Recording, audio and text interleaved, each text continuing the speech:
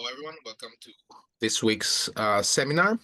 Today, we are very fortunate to have with us Marzena Sniegowska, who got her PhD from the Copernicus Astronomical Center in Warsaw in 2022 under the supervision of Bożena Czerny, where she focused on the theoretical explanation of changing look AGN. She then moved to Tel Aviv in the group of Benny Tragenbrot, to continue her work on changing look AGN, but she saw the light and moved to the observational side while doing that. And she, as I've heard just recently, she will be moving in October to Prague to continue all her fantastic work. So today she's going to tell us about the challenges of the modeling changing look AGN, changing look active galactic nuclei, and nuclear transient phenomena. Marzena, we're very happy to have you. Please take it away. Okay, thank you very much. So hello, everyone. So as Yanis said, I will tell you mostly from the modeling point of view today. Unfortunately, I'm sorry for that, about changing look AGN, about the nuclear transients, and we will start from the beginning. So I will explain briefly what is AGN, what is changing look AGN, and so on. And I think the talk will be biased, of course, because I'm working on the modeling of changing look. So I will focus mostly on the model I've been developing. Okay, yes. So if we just think about active galactic nuclei, I guess we all saw this drawing by Uri Padovani, that we have a supermassive black hole. I'm working on the sources with 10 to 7, 10 to 8 mostly solar masses. The black hole is surrounded by a accretion disk. Then we have broadline region, narrow one, and obscuring torus. We may have jet or we may not. I'm working on non-jetted sources. And if we think about the optical light curve of a typical active galactic nuclei, not much is going on, actually. It's like we have some stochastic variability, but as you can see, it's like nothing dramatic going on. If we take a look on the spectra, according to this unified model, how we see a spectrum depends only on the viewing angle. So if we have observer here and we have obscuring torus on our way, we should not see broadline region. We just see narrow line region and also just narrow line on our spectra. However, if we have our observer here, so we see also broadline region, then also broad line are visible. And that was the ideal case, which we hoped. It's always this way, but already in like 70s or even earlier, people noticed that for some sources, it's not exactly this way. And here you can see also the optical spectrum of one source, Markarian 590. And here we have O3 doublet, and next to it is H beta. Here actually there is not that much. And then it appears. And then again it's disappearing. And here in the 2014, we just see this cute narrow component of H beta. And the explanation of this, of course, it cannot be changed of the viewing angle in the source. It has to be something different. And actually, recently I had the pleasure to work with one student from Copernicus Astronomical Center in Warsaw, Biswaresh Palit, and he noticed that this source is coming back again. So it's actually quite nice that I was always showing this as one of the introduction slides, and the source did not say the last word yet. It's doing some crazy and interesting things again. And the question why we are interested in those changing look AGN. Because they are interesting. We don't know exactly what is the reason. And for now, it's quite difficult to explain it. It's not obvious. They are challenging the unified model, as I mentioned a while ago. And also, it's interesting to take this into account if we want to work on the host galaxies of those sources.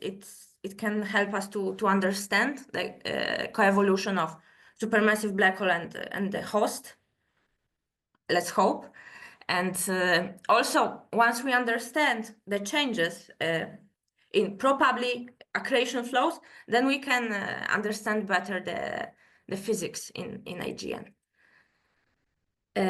So I showed you just one source, changing look source, but of course there are many more. But before 2016, there was just like we had one paper but one source. The first systematic search of this kind of sources was done by Chelsea MacLeod and the group, and they used actually very smart and simple method to look for them.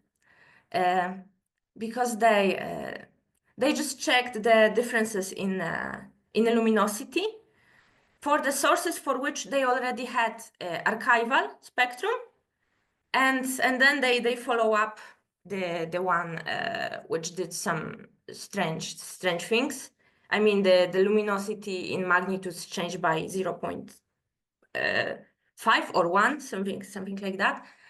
And from the sample, then they did visual identification, and they just found 10 new sources. So they extended the population of changing look sources. And that was the first search, of course, not the only one.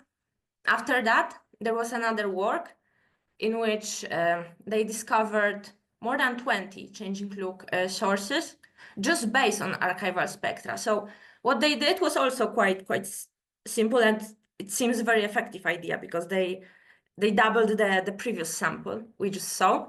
They checked spectra from SDSS and from LAMOST, and they compared for the same source if in one survey it was classified as galaxy and in another in QSO.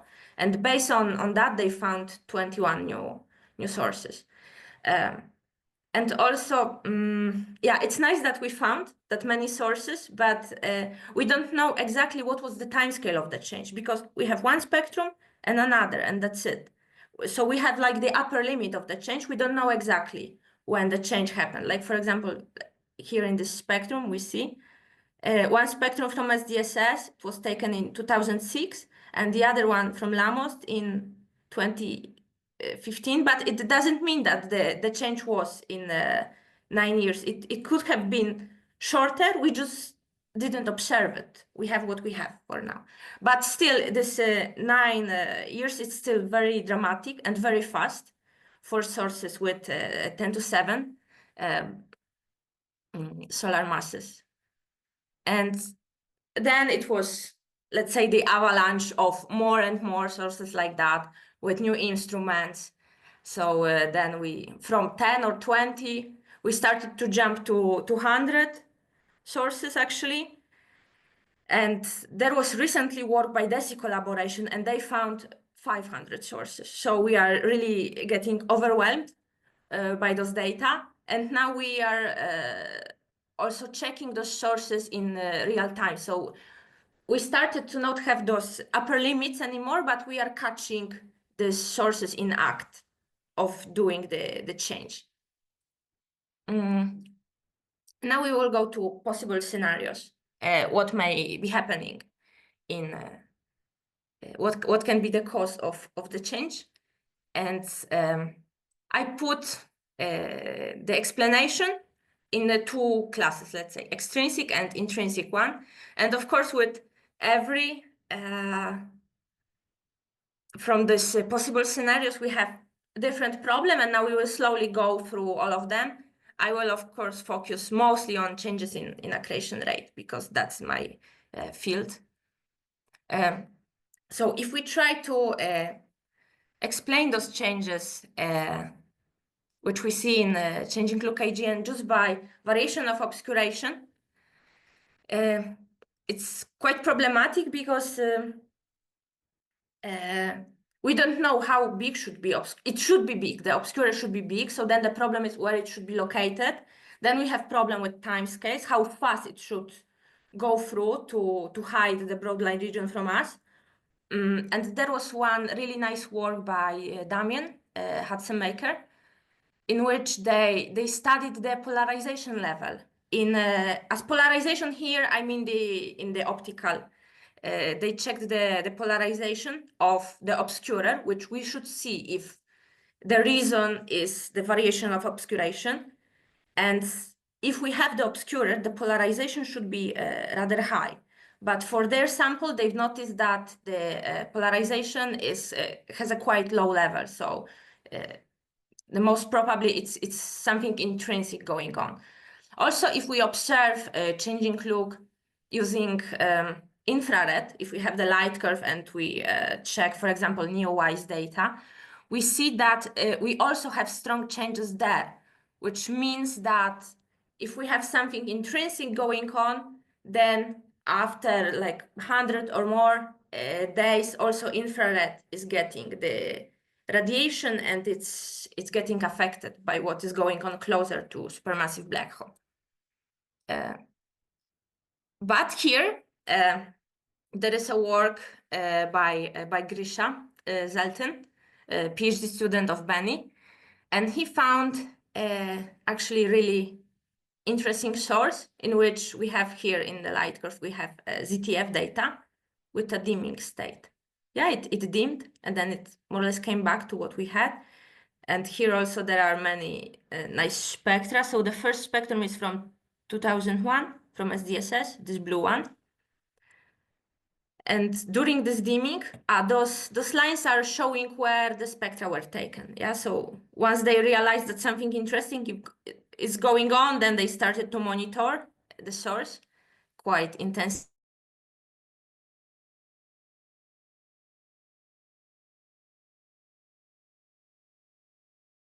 But then it came back, and again we see it, for example, here in this magenta spectrum.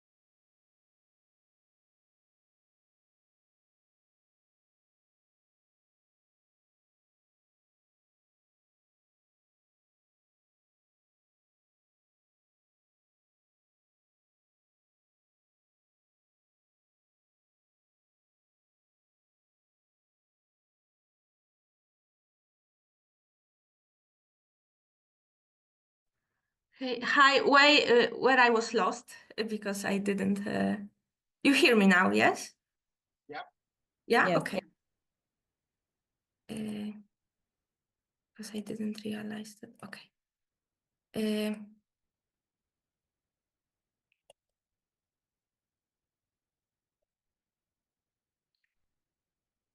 I was on this slide, yes, when I was talking.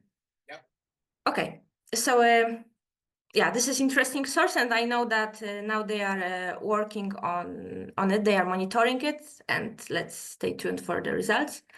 Another possible scenario is that we could have the tidal disruption event, and as a tidal disruption event, I mean the classical one, that we have just one star which is getting disrupted. And if we talk about the classical tidal disruption event, then we may also have problem with the timescale, because the flares which we observe in changing look, that would be only for the flaring events.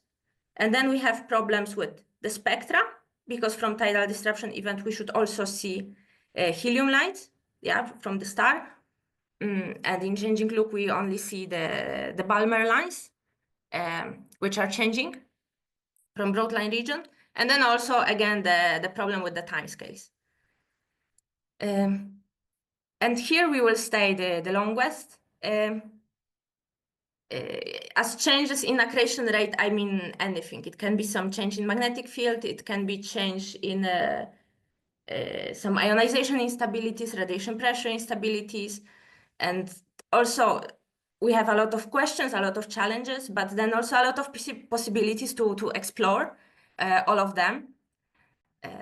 Because we can explore what instability would cause, the expected time scales, which are years, sometimes, as I showed you earlier, months. what mechanism we would need to remove the additional angular momentum from there, and exactly what process or what processes could play a role there. So first work in which they explain one source, and for now I will be showing you one source and one explanation for the source, but it's not that the models are wrong. It's like the sources are different. Like we have zoo of different things, and in zoo we have different animals. Yeah. So now we will focus on this Markarian 1018, which was studied by Noda and Dan. And they observed the changing look behavior in this source. They proposed ionization instability as the mechanism. And we were now focused on this cartoon. They proposed that the observations from the X-rays, in a while we will go to them, that they can be explained by soft excess, which is, I think they interpreted it as warm corona, which evaporates into ADAF, which is advection-dominated accretion flow, which is optically thin and geometrically fixed. So we have some puffy structure in the inner part of accretion disk. And this transition would explain, if we take a look into their feet, the disappearance of the soft excess, which they observed, and also this disappearance of soft excess was in tandem in what they observed in the optical. So before those observations, we had really nice Balmer lines here, and then after this drop, if you see like here, we see that dramatic difference in the H beta. And then there was another work by Parker et al. And also another source. And they did not observe warm corona before the outburst. So they were saying that for at least this one source, this NGC 1566, this cannot be explained by the model proposed here, which for now means that, yeah, we have different sources and probably different mechanisms which are leading. Then there was another source studied by Nick Ross, and they explained evolution of the source by some kind of cooling front. So let's focus on spectra first. So the first spectrum is this SDSS blue one, yeah, with really nice blue part, and also we have here the our favorite Balmer lines. And after 10 years, when the Bose spectrum was taken, you can see that there is a significant drop in this blue part of spectrum. And when the source was reobserved after 7-8 years, you can see that it came back to exactly what it was. And the explanation here is that there was some triggering event, maybe some change in magnetic field, which caused the cooling front, which was going outwards. And that's why this part of spectrum, which is like closer to UV, changed the temperature, it dropped. And then the front came back as a heating front, and it rebuilt to what was earlier here. So the source came back to what was before this event.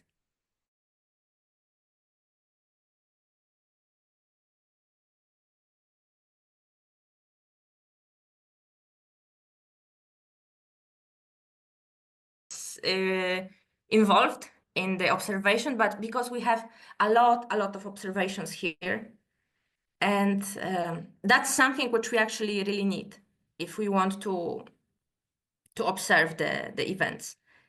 And you can see that, let's focus on the optical light curve.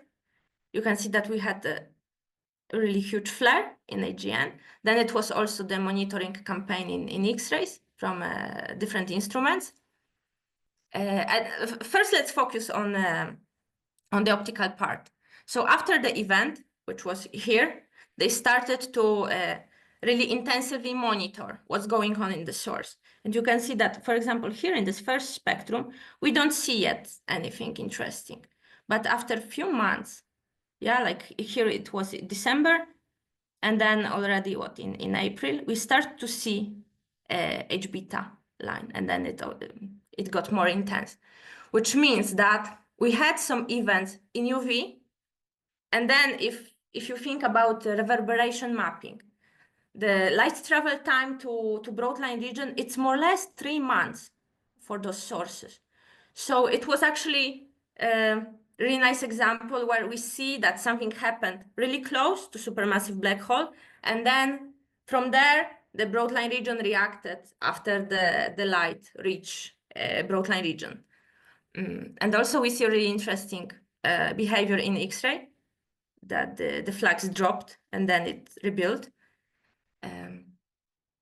And the proposed model for this source is that there is a reestablishment of magnetic flux, which means that this source changed the polarity. So it was something similar what we see in our sun, that we just changed the polarity of the magnetic field, and then because of it, in the X-rays we saw the drop after what happened in the accretion disk in UV, and then after the UV part dropped, the X-ray it came back to what we seen before, with probably with the change of the magnetic flux.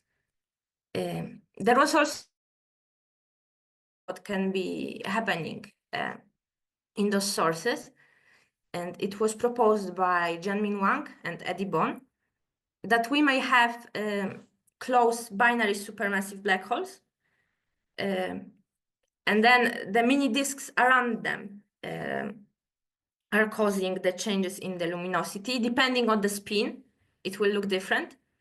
And actually, it will be really nice to model it, to check what is going on, if they could be if it can be one of the possibility. Yeah, now I will focus on the model which I worked the most.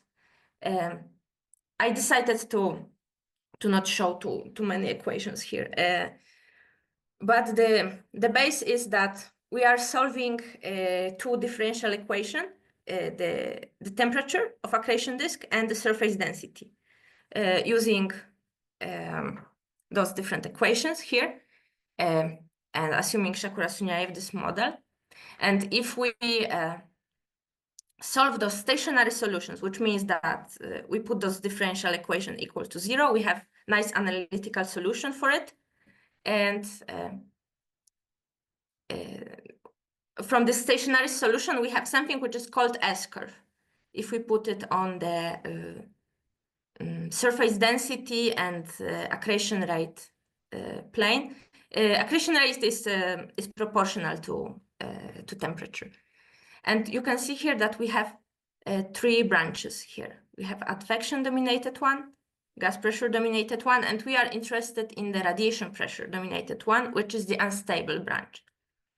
And in Shakura-Sunyaev paper, they were not focusing on the instabilities, but shortly after, like the same or the year after, other groups, when they were checking exactly the solutions, they realized quite fast that this branch is unstable, so it can cause accretion disk instabilities.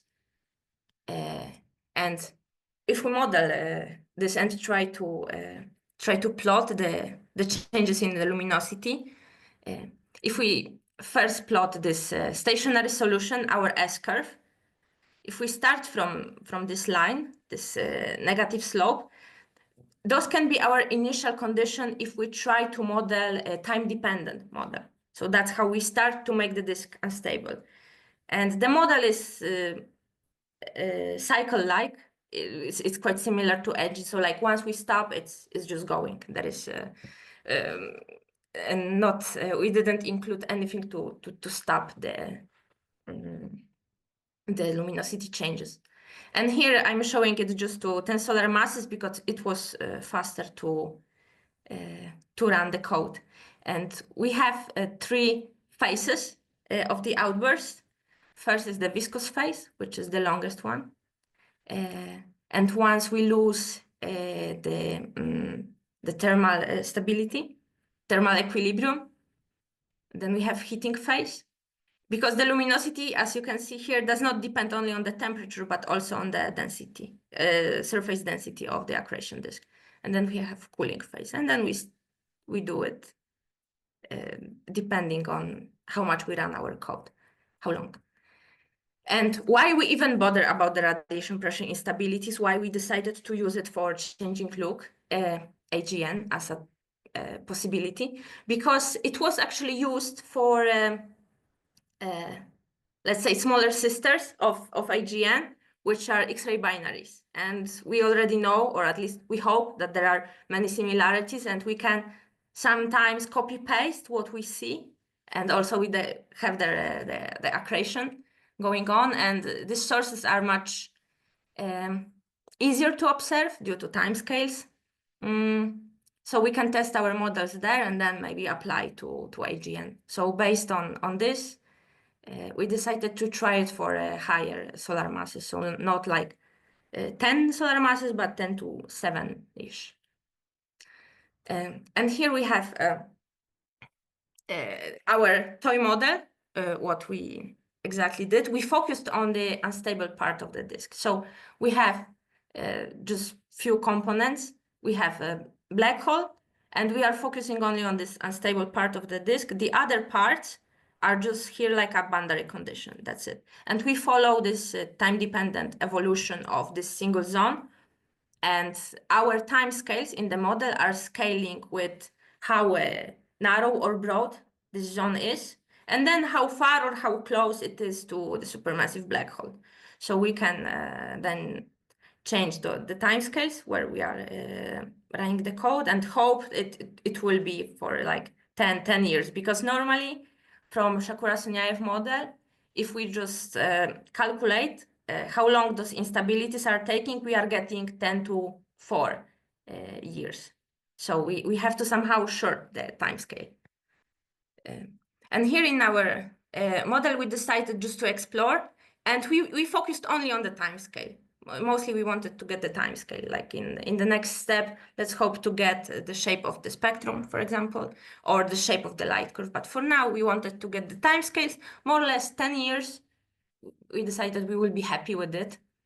And we checked different m dot, which is different accretion rate, different viscous parameters, and mostly we focused on how narrow or how broad is our zone with instabilities. And as you can see here in this upper right, we got more or less, 10 years. So with this, we were pretty happy, but we wanted to actually explore more because, taking just one single zone in the accretion disk is probably not the most realistic. And here I wanted also to show you how the data looked like for the different changing look AGN. So here actually we had even 4 years changes. So we wanted also to check if we are able to get even shorter timescales, and with something which is not only single zone, but a bit more complex. So we used the code written by Professor Agnieszka Janiuk. And instead of the single zone, as I was telling you earlier, we had a grid of, in this unstable zone, we had a grid of radii. And as I said earlier, that the time scales just from Shakura-Sunyaev, if we take 10 to 7 solar masses, we are getting thousands of years. But just if we cut this unstable part of the disk as similarly to what we did here, then we are able to get already 80 just by this simple cut. Also, we added here the corona, and as corona, I mean the hot corona, not the warm one. Because also we wanted to check if the presence of corona in the model will affect the timescales. So we used this code, as I mentioned. We checked 3 different solar masses to check how the model behaves. So something similar to X-ray binaries. 10 to 5 we did because we wanted to check if there is possibility of maybe checking what is going on with QPEs, because when we were running this model, that's when the first paper on QPE by Giovanni Minuti showed up. So we just wanted to check, since we already had the tool. And mostly we focus on this 10 to 7 solar masses. So we use this code, and we not only cut the outer radius, but also we added extra cooling component based on different prescriptions of magnetic fields. One, it was that we added extra movement of the matter from accretion disk to corona to make it more effective. And the other model, the idea was borrowed from Professor Begelman, that here we have something which is called dead zone. So there is not movement of the matter from the accretion disk to corona, but everything is going just in parallel. So that's the way to make this more efficient and cut the timescales. And I will be mostly focusing on this model. I called it model B. So here are our results, just to show you how the light curve looks like. And if we don't do any dramatic cuts, as you can see here, we have just like 100, which is already quite small if we take into account the whole accretion disk. But most important is that we see this 3-cycle behavior as it was for X-ray binaries. And this dotted line here, red one, it's what is happening with the corona. The gray one is what is happening to accretion disk. So actually corona is just following whatever we asked accretion disk to do, actually. And we were, of course, not happy with this time scale, so we started to play a bit more. And we added the magnetic field, as I mentioned. And here you can see the plot. On the x-axis, I put the magnetic coefficient, which means how strong the magnetic field I wanted in comparison to the total flux, how strong the magnetic flux was. And here is a period, and this is for 10 to 7 solar masses. And that was almost my final year of PhD when I was doing it. And we hoped that adding the magnetic field will, shorter our period. But actually what it does, it was increasing. So here I got a bit worried, but then I was like, okay, let's just move on with the grid of parameters. Here I got a bit hope that it's dropping. And then again, it was they are quite challenging to continue, especially that I wanted to finish my PhD with some nice result. And for now, I just increased the period 5 times. But then there is some narrow zone for quite strong magnetic field, where actually we have a bit different mode. You can see that all those three light curves, they look different. That we are able to get the shorter timescale before I was not calculating further because later just the disk is stable, so there is no point of calculating it more.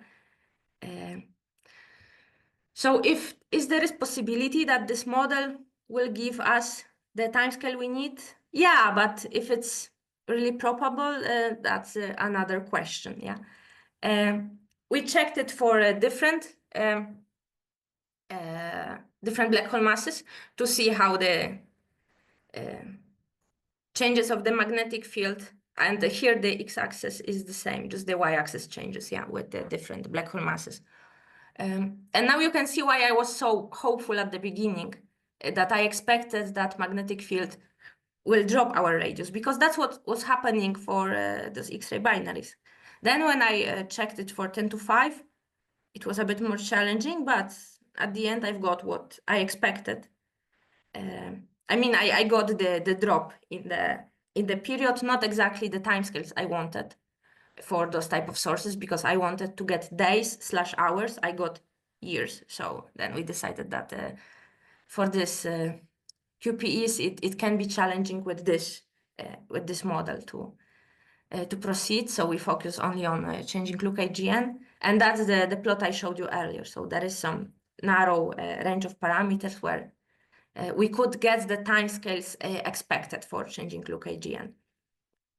And here I wanted to show you just exemplary light curves with the presence of magnetic field for a bit lower, which is the range of this factor. It was from 0.2 to 1.4. For 1.4, I was already getting stable source. And you can see here that it was changing the shape of the light curve. But as we focused only on the time scale, it was all right. And then we came back to the idea of just cutting the outer radius to check what's going on. And if we are able to get the timescales, and you can see here that we are getting a lot of really rich structure of the light curve. And if we count those small bumps as the outbursts we hope to get in our sources, then we can, of course, claim that that's the timescale we wanted. And if we come back to a bit broader picture, not only to changing look AGN, about which I focus now, but also taking into account other peculiar events which are visible in AGN, namely Bowen fluorescence flares, where we have not only change in H-beta line as we had for changing look AGN, but also we have some new lines which appeared after the really nice flare. And that's the source which was studied by Lydia Makriani. And this is the first Bowen fluorescence flare in AGN where we know it was an AGN because we had a spectrum before the flare. So Lydia found this Lamost spectrum where we see broad lines. So it was an AGN. And after the flare, when they started to monitor the source, they noticed this really nice Bowen lines. And you can see that the structure of this is different than for typical tidal disruption events, because there we have a helium line, which is full width, it's around in order to 10,000 kilometers per second, whereas here we have doublet of two lines, and the typical full width is around 2,000 kilometers per second. So it's quite similar to H-beta. And coming back to my model, I wanted to focus mostly on this outer radius, where we see some recurring flares in AGN in years timescale with the rich structure. And here you can see that there was some funny reflaring. And it seems is going on in general in these Bowen sources. We have rich structure, and those things which I'm modeling are happening in a UV part of the source, because we are really close in the inner part of accretion disk. And inner part of accretion disk is exactly where this Bowen fluorescence lines are coming from. So here I want to show you work in progress. We found another source, another recurring flaring event in AGN, and we have spectrum before both flares. Actually, we have spectrum from SDSS much before the flare, and that's the spectrum. And we have broad lines, so it's an AGN. There was not much going on. We have those nice light curves from Catalina. We have also some other points from SDSS. And we see that, okay, here not much was going on. Then we had really nice flare with some rich structure here. There were some bumps, yeah. And then unfortunately here, there are no publicly available data to see what was going on here, which would be really interesting to check. The next spectrum which I was able to find, it's from here. It's this cyan spectrum, which if you try to model it, it looks like copy-paste exactly of what we had in SDSS, which is very puzzling. That after such a dramatic flare, nothing happened actually from the spectral point of view. And then there is another flare, again with some rich structure. And here we started really intensively monitoring of the source. And I will show you just few spectra, but we have, I think, 30, we have easily 30 spectra from the flaring event. And you can see that here, again, we see this nice doublet, which is Bowen fluorescence. And now coming to this Bowen fluorescence lines in general, they were predicted in the 80s by Hagari, Netzer, and the collaborators. They modeled using photoionization code. They modeled that this kind of lines, they should be visible in AGN, but they were none. And how this Bowen fluorescence work, it's like we need really strong UV radiation, which excites helium. Then helium is getting de-excited and is exciting O3. O3 is getting de-excited and this excites nitrogen 3. So this O3, nitrogen 3, and helium we should see in those type of sources. And the first source which was recognized as this Bowen fluorescence flare was this 2016 BGT by Benny Trachtenbrot. Then another source with proved that it was an AGN because there was archival spectrum was by Lydia Matriani.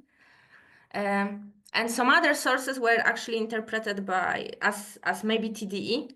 And it seems that all of them, they show the both Balmer lines, which means that there is a broadline region there. And we have also this Bowen fluorescence sources. So the sample is growing. For now, it's less than 10 sources. And coming back to this really interesting and amazing event, here I also want to show you the light curve from NEOWISE. And you can see that infrared is really nicely reacting to what is going on in the optical. Here, the light curves are from ZTF and from Atlas, just to use two different instruments to check if in both instruments the same structure was visible, and indeed it was. And here I also wanted to highlight again the spectra before both flares, after the first flare, and after the second flare, with really beautiful structure of this Bowen. And I was telling you mostly about the optical, but we also decided to check what is going on in X-rays. And it's like the more data I'm checking, the more question I have about the source, because here you can see that it started also to do really interesting changes. And if we compare this source to the already known one, other flare, which is also Bowen, you can see that it's quite similar. But if we compare it to typical TDE, you can see from the spectral shape that it does look different. So we have some really interesting class of sources of probably recurring flares with very peculiar, very strong increase in UV, all of them. It's very characteristic for them that we have really strong UV flux change. And they different from normal classical TDE, but they are quite similar to each other. And actually for this source, which I am now working on, we found this really peculiar X-ray behavior as well. And to conclude with this, I hope that the model I am working on will be able to bring some nice conclusions from the theoretical point of view to this class of sources. Thank you.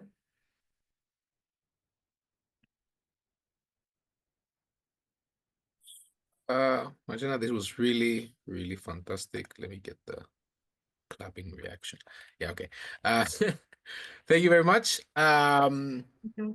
I have several questions, but Mm. I'll let other people go first. Please, if they have any question, just raise your hand or unmute.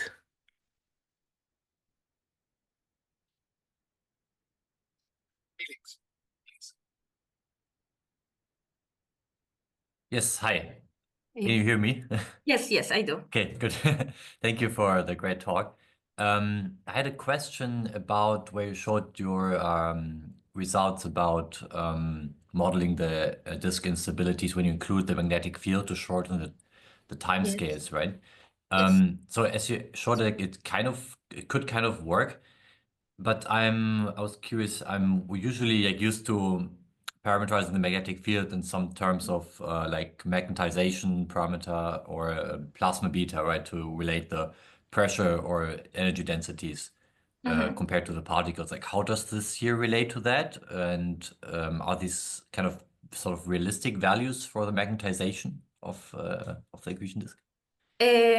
Yeah, so how, yeah, we also use this beta parameter. I don't remember exactly the number right now, but we made it proportional to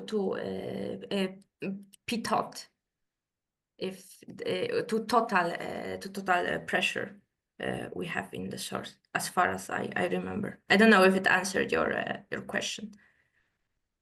Okay, I was Yeah. just thinking about, okay, like how does this relate to so this is the fraction of the pressure that is in the magnetic field compared to the total pressure. Yes, exactly, yes. Okay, that's okay, yeah, yes, that's good to know. So the values that you find that kind of are good enough to shorten the time scale sufficiently, are these realistic in terms of um yeah, Yeah, I am magnetic field? wondering about it, to be honest. Yeah, when I tried to check in some units how it will work. The magnetic field from these 2 points, it would be around 10 to 4 Gauss, and I think that's actually not very strong. I mean, it's something which others are also getting from simulations. So it's not at least the order of the number Yes, is that's not an unreasonable number. I agree, yes. yeah. Okay. Yeah, that answered my question. Thank you.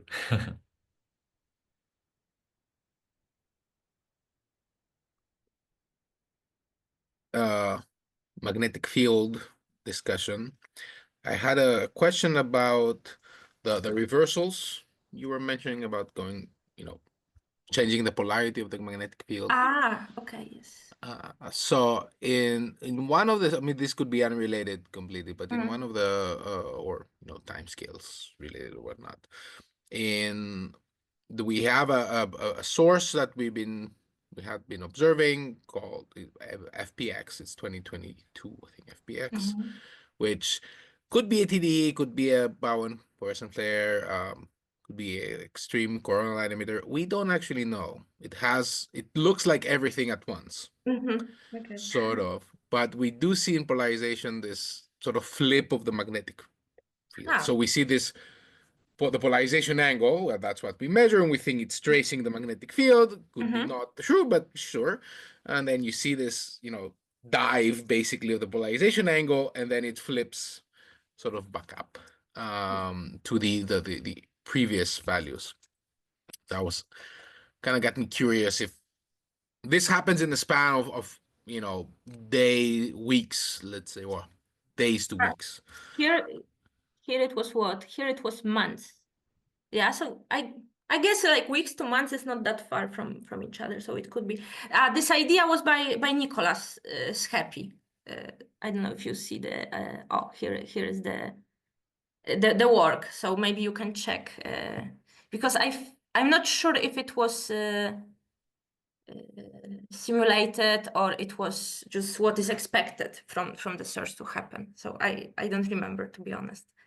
Yeah, but seems that for some sources we see it, and actually we see something like that in sun. So why shouldn't we see it in other astronomical sources. Yeah, because if I've read somewhere that you can think about accretion disk in general like a sequence of stellar atmospheres. And so we can probably, for some parts of accretion disk, we can actually do the comparison for the stars we know. So then actually, why not with this flip? Yeah.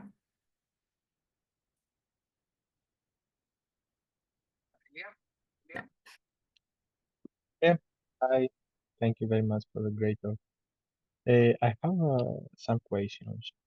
The first has to do with at the introduction slides. You show something about propagating front, Yes. a possible scenario that could explain the behavior.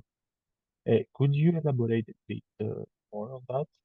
Because I didn't understand the second part, the cooling part. The cooling one.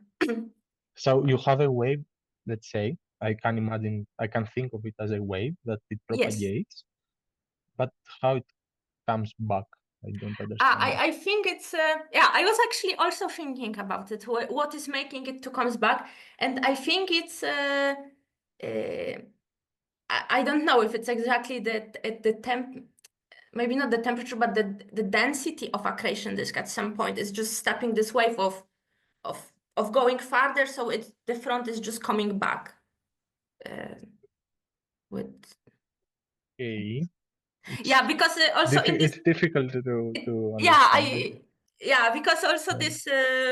this scenario, it was not modeled. It was just, you know, in the discussion that is what can be happening to the source. It was without any equation. It was just the proposition. Okay. Yeah. Okay. Okay. So, and the second more general question is that, as I saw, there are many possible scenarios that could explain the behavior of changing Nuclei. Mhm. So the question is, are we searching for a unified model, or these in different changing Nuclei chains, all the scenario can take place? That is brilliant question, and I would love to know the answer. And what I hope maybe is that we have. Because as astronomers, we love to classify things. So, and I got also affected by it. So I hope that we have maybe few classes of sources. And for some of them, we have, you know, the domination of the, I don't know, one kind of instability. In some, maybe magnetic field, it's more important. Because for now, what we see, it's like not in all sources, we have the same behavior in optical and in X-rays. It's not in tandem that much. So maybe based on those two things, which was actually pointed out by Claudio Ricci and Benny Trachtenbrot, they wrote a review about changing Nuclei GN from X-ray and optical point of view. So I hope that we just have few classes of sources. But we already have the sample to check it. We already have around thousands of sources. So it would be really nice to, you know, to collect as many data for them as possible and somehow shuffle them around and test all the models against those sources. Yeah. Thank you very much.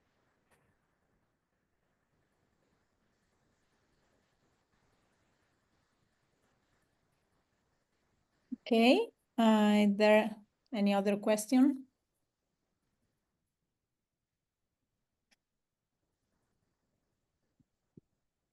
Okay, don't see any other raised hand. Then let's thank Marzena again. Thank you very much for the very thorough talk. Very interesting. Thanks. Thank you. And I apologize for the connection issues. I am in the institute. I hoped it will be all right, but it is what it is. Oh, it's like that very often here as well. Don't worry. Okay. Thank you for coming. Thanks. Bye, everyone. Bye. Bye-bye.